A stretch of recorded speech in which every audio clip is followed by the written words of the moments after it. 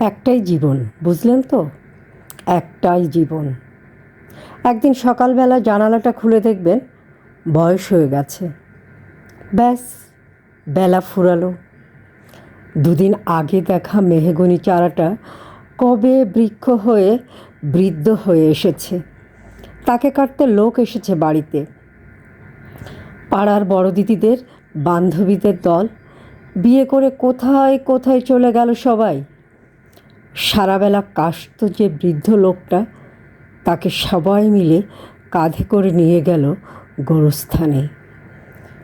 সদ্য গোপছাটা লাজুক ছেলেটা ঘর ছাড়ল, পাড়া ছাড়ল, ইউনিভার্সিটিতে গিয়ে আর ফিরলই না কোনো দিন।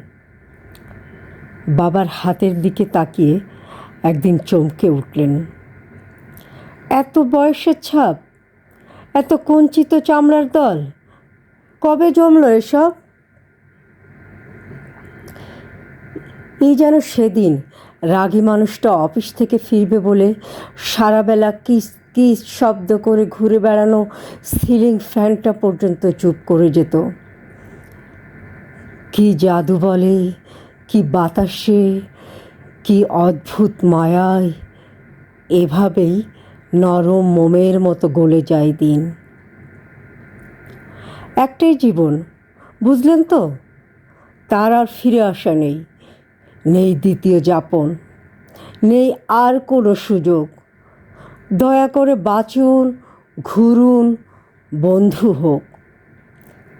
দার্জিলিংয়ের মেঘে বসুন এক সন্ধ্যায়, কাঞ্চনজঙ্ঘায় রাখুন চোখ, একটা নরম কাঁথা গায়ে জড়ান।